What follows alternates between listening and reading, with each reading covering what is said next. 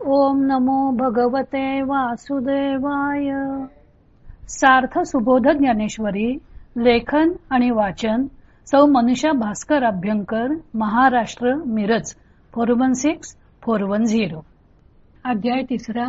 कर्मयोग. ज्ञानेश्वरीच्या 3ऱ्या अध्यायाचं समालोचन. भाग 3. प्रतिमाश्रयी वाणी. बोली अरूपाचे रूप दावीन अशी ज्ञानदेवांची प्रतिज्ञाच आहे. आणि ज्या गोष्टीला रूप किंवा रंग नाही ती गोष्ट वाचकांच्या मनुष्यचक्षू समोर उभी करायची असेल तर प्रतिमांचा आश्रय हा घ्यायलाच हवा. त्यामुळे ज्ञानदेवांची वाणी प्रतिमाश्रयी बनलेली आहे.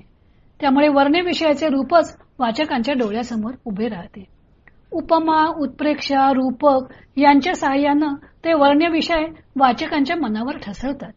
उदाहरणार्थ श्रीकृष्ण वचन जे मानित नाहीत ते लोक अविवेकी व नष्ट आहेत असं भगवंतांनी म्हटलेलं आहे. ज्ञानदेव स्पष्ट करतात, ते मोह मदिरा भुलले, विषय विखे घारले, अज्ञान पंखी बुडाले, निभ्रांत मानी. ते लोक अविवेकरूपी दारूने मत्त झालेले आहेत व विषयरूपी विषाने व्यापलेले आहेत आणि अज्ञानरूपी चिखलामध्ये फसलेले आहेत असे निसंशय समज. इथे ज्ञानदेवांनी अविवेकावर दारूचं, विषयांवर विषाचं व अज्ञानावर चिखलाचं रूपक केलेलं आहे. मत्सरी मनुष्य अविवेकी असल्यामुळे मद्यपी जसा सारासार विचार करू शकत नाही तसा तो मनुष्य सारासार विचार करत नाही. विषयांना भुलतो पण विषय हे विषयाप्रमाणे आहेत असं मानत नाही व त्यामुळे अज्ञानरूपी चिखलात फसतो व नष्ट होतो. कामक्रोधांचे मानुषीकरण करून त्यांचे केलेले वर्णन आपण पाहिलेच आहे. एखादी गोष्ट स्पष्ट करण्यासाठी ते दृष्टांतांची मालिकाही सादर करतात. हे त्यांचं वैशिष्ट्य आहे. शहाण्या मनुष्याने इंद्रियांचे लाड करू नयेत, कारण कौतुकाने जरी इंद्रियांचे लाड केले तरी मनुष्याचा नाश होतो हे स्पष्ट करण्यास त्यांनी 4 दृष्टांत दिलेत. हा गा सर्पेसी खेळो येईल, की व्याघ्र संसर्ग सिद्धी जाईल, सांगई हाळाहळ जिरेल, सेविली या काही, देखई खेळता अग्नी लागला, मग तो नो सावरे जैसा उधवला, तैसा इंद्रिया लळा दिधला, भला नव्हे. सापाबरोबर खेळ, वाघाची संगत, विषप्राशन अथवा सहज खेळताना लागलेला अग्नी जसा घातक तसे हे विषय घातक आहेत. सापाने पायाच्या बोटाला दंश केला तरी त्याचे विष शेंडीपर्यंत पसरतं. तसंच विषयांचा थोडाही स्पर्श मनुष्याला पूर्णपणे व्यापून टाकतो व ते विषय मनुष्याला आपल्या कह्यात घेतात. मग वाघ जसा झडप घालेल तसे मनुष्यावर झडप घालतात. आता चुकून सापांना दंश केला तरी सुद्धा प्राणावर बेते, मग जाणून बुजून विषप्राशन कशाला करावं. तसेच मग विषय सेवनाने घात होणार आहे हे माहीत असून सुद्धा जाणून बुजून विषयरूपी हालाहालाचं प्राशन कशाला करावं.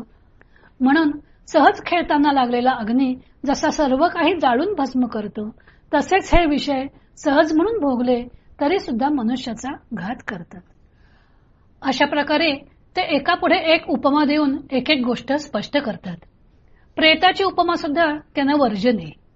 अनधिकारी अविवेकी मनुष्याला श्रीकृष्णांचा उपदेश सांगून काही उपयोग होणार नाही. प्रेताच्या हातात रत्न दिलं तर त्याला त्याची किंमत कळेल का, असा त्यांनी प्रश्न विचारलाय. स्वधर्म पालन रूपी यज्ञ जो करणार नाही त्या मनुष्याला पापे कशी घडतील ते स्पष्ट करताना त्यांनी पिशाच्यांची उपमा दिली आहे. रात्रीच्या वेळी स्मशानाला जशी पिशाचे वेढतात तशी पापे त्याला घेरतील असे म्हणून त्यांनी त्यातली भयानकता डोळ्यासमोर उभी केली आहे. मनुष्य परधर्म स्वीकारतो म्हणजे दुसऱ्याला विहित असलेल्या आचाराचा स्वीकार करतो. दूध व साखर हे पदार्थ गोड आहेत, पुष्टीवर्धक आहेत, पण जंत झालेल्या मनुष्याला ते देता येत नाहीत. त्याप्रमाणे परधर्म हा कितीही चांगला वाटला तरी तो आपल्याला विहित नसेल तर स्वीकारणे गैर आहे. इथे त्यांनी आयुर्वेदीय प्रतिमा वापरलेली आहे. मृगजळ म्हणजे सूर्यकिरणांच्या मुळे वाळवंटी प्रदेशात होणारा पाण्याचा भास. तसे कामक्रोध हे सूर्यासारखे आहेत.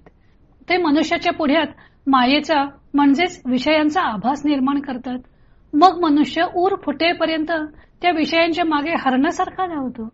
मग कामक्रोध नाहीसे झाले की त्याला कळून येते की आपल्या पुढे विषय म्हणजे एक मृगजळच होतं. त्याला वास्तविक सत्यता नाही आणि ही माया दूर झाली की तिच्यामुळे निर्माण झालेले द्वैतही संपून जातं. मग ब्रह्मीचे साम्राज्य आले, त्याला ब्रह्म साम्राज्याची प्राप्ती होते. मग तो स्वतःच स्वतःचे सुख भोगतो. जैसे ऋतुपतीचे द्वार वनश्री निरंतर बोळगे फळभार लावण्येसी. ही उपमा निसर्ग सौंदर्य घडवणारी आहे. अशा अनेक सुंदर आणि चपखल उपमा त्यांनी या अध्यायामध्ये वापरलेल्या आहेत. मार्गाधारे वर्तावे विश्व हे मोहरे लावावे, मार्गी अंधा सरिसा पुढे देख नाही चाले जैसा. अशा अनेक सर्वांग सुंदर ओव्या या अध्यायात आलेल्या आहेत. श्रीकृष्णांना त्यांनी अनेक विशेषनामे वापरलेली आहेत. ज्ञानदेवांनी श्रीकृष्णांना ज्ञानेश्वरीत विविध विशेषनामे तयार करून योजलेली आहेत. त्यावरून त्यांचा श्रीकृष्णाविषयीचा भाव, श्रीकृष्णांचे कार्य व स्वभाव स्पष्टपणे प्रतीत होतात. देव, श्री अनंत, श्री हरी, कमळापती, ऋषिकेश, श्रीकृष्ण, लक्ष्मीपती, अच्युत, शारंगपाणी, पुरुषोत्तम, श्री मुरारी ही या अध्यायात आलेली नित्य परिचयाची नामे ती ज्ञानेश्वरीतही इतर ठिकाणी आलेली आहेत. त्या व्यतिरिक्त त्यांनी विशेष तयार केलेली नामे फार उद्बोधक आहेत. अर्जुन श्रीकृष्णांचे जणू सुरुवातीला स्तोत्रच गातो. त्यावेळी तो श्रीकृष्णांना लक्ष्मीपती, परम मंगळधामा, देव दैवतोत्तमा व कृपानिधी म्हणतो. ज्ञानदेवांच्या दृष्टीने लक्ष्मीचा पती असणारा, सर्व देवांमध्ये श्रेष्ठ असणारा विष्णू स्वरूप नारायण हा परम मंगळधाम आहे. परममंगल म्हणजे अत्यंतिक कल्याणाचे आश्रयस्थान असा आहे. तो कृपानिधी आहे म्हणजे कृपेचा साठा असा आहे. त्यामुळे तो अर्जुनावर कृपा करून अर्जुनाचे नक्कीच कल्याण करणार असा विश्वास यातून ज्ञानदेवांनी प्रकट केलाय. पुढे ज्ञानदेवांनी त्यांना समस्त सुर शिरोमणी असे संबोधलेलं आहे. सर्व देवांनाही शिरोभूषण असणारे असे श्रीकृष्ण त्यांना सर्वश्रेष्ठ वाटतात. तसेच त्यांनी त्यांना हृदय कमळ आरामो, योगी यांचा निष्काम कामो असं म्हटलेलं आहे. श्रीकृष्ण हे हृदयरूपी कमलात विश्रांती घेणारे आहेत, म्हणजे नित्य आत्मस्वरूपात मग्न असणारे असे आहेत व योगीजनांचा कामनारहित काम आहेत. महाभारतीय युद्ध झाल्यावर सर्व कामे मार्गी लावून जेव्हा श्रीकृष्ण द्वारकेला जायला निघाले, त्यावेळी अर्जुनाने त्यांना पुन्हा आपल्याला गीतोपदेश करण्याची विनंती केली. तेव्हा भगवंत म्हणाले होते की तो उपदेश पुन्हा मी जसाच्या तसा नाही करू शकणार, कारण परम ही ब्रह्म कथितम योगयुक्तेन तन्मया. त्यावेळी त्यांनी योगयुक्त होऊन परमतत्वाचे वर्णन केलेलं होतं. आत्मस्वरूपी मग्न होऊन केलेला तो उपदेश होता. आत्मस्वरूपी तोच निमग्न होईल जो निष्काम काम झालेला असेल. तेच पद योगीजनांनाही प्राप्त करण्याची इच्छा असते. हाच भाव ज्ञानदेवांनी वापरलेल्या या दोन्ही विशेषणांमधून व्यक्त होतो. ते त्यांना सकळ सिद्धांचा रावो देव देवो असं म्हणतात. सर्व सिद्धांचा राजा व सर्व देवांचाही देव अशी त्यांची श्रीकृष्णांच्या बद्दलची भावना यातून व्यक्त झालेली आहे. श्रीकृष्ण व अर्जुन यांची ज्ञानेश्वरीत दिसणारी व्यक्तिमत्वे ही ज्ञानदेवांच्या मनाची भावरूप आहेत. ते अर्जुनाच्या भूमिकेवर जेव्हा असतात तेव्हा ते अर्जुनाची निर्व्याजता, करुणा आणि श्रीकृष्णाविषयीचा त्याचा प्रेमभाव, सख्यभाव, कृतक राग व्यक्त करत असतात व श्रीकृष्णांना संवाद साधण्यासाठी प्रवृत्त करत असतात. तर ते जेव्हा श्रीकृष्णाच्या भूमिकेत शिरतात तेव्हा ज्ञानदेव श्रीकृष्णाशी तादात्म्य पाहून अर्जुनाशी संवाद साधत असतात. इथे अर्जुनाची शंका ऐकल्यावर श्रीकृष्ण विस्मित झाले. त्यांना वाटू लागले की आपण तर याला कर्मयोगाचा उपदेश केला होता व त्याच्या ओघात जो ज्ञानयोग सांगितला तोच यांना महत्वाचा मानला. हा ध्वनित अभिप्राय याला कळलाच नाही. याबद्दल त्यांना आश्चर्य वाटलेलं आहे.